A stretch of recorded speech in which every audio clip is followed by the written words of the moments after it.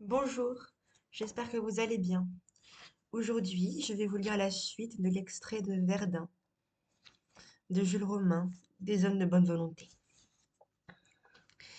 Chacun des survivants était donc persuadé qu'il était seul, ou qu'ils étaient deux ou trois camarades seuls, tout seuls en première ligne, à voir venir ces visiteurs un peu lents et gris sauterelles. Que pouvait-il faire à lui seul? Que pouvait-il faire à deux ou à trois dans les décombres de leurs tranchées?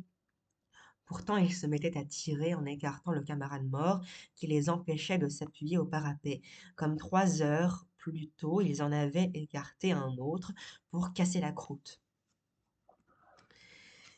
Et quand il restait une mitrailleuse que le bombardement n'avait pas démolie, l'un des survivants pointait la mitrailleuse et l'autre passait les bandes. Alors ils étaient tout surpris d'entendre que de loin en loin, le long de la première ligne, d'autres fusils tiraient, que d'autres mitrailleuses faisaient tac, tac, tac, tac. Tiens, ils ne sont pas tous morts, se disait-il.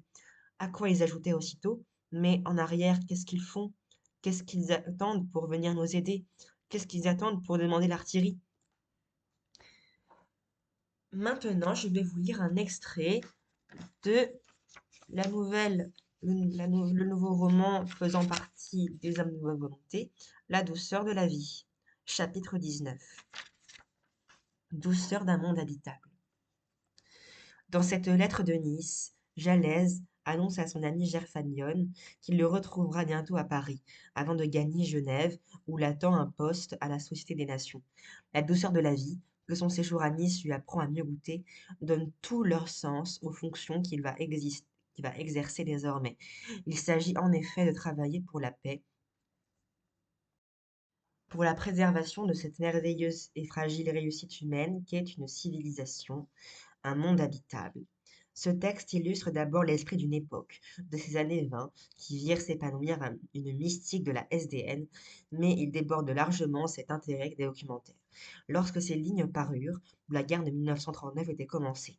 Ainsi, les réflexions de Jalez, tout en prenant une saveur amère, invitaient le lecteur à espérer, malgré tout, et révélaient chez l'auteur le ferme propos de poursuivre, en dépit de la guerre, le grand combat pour la paix.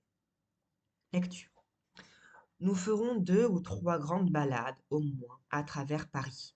Je pense aux vieilles rues de Ménilmontant, dans le Haut, à celles qui courent à flanc de colline, avec leurs petites maisons de 1830 à l'enduit craquelé. Nous cheminerons interminablement pour aller finir du côté de la Seine, à Bercy. Qu'en dis-tu? Chemin faisant, je te parlerai de Nice, que tu es criminel de ne pas connaître. Je suis sûr que tu adorerais cette ville.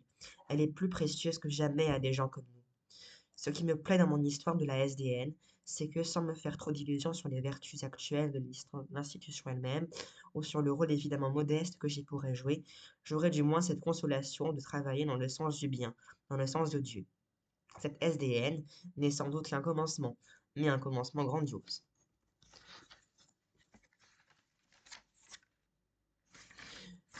Le plus lointain avenir, si l'avenir ne nous est pas refusé, si notre monde ne périt pas, partira de là. Je vous lirai la suite un autre jour. Merci d'avoir regardé. Au revoir.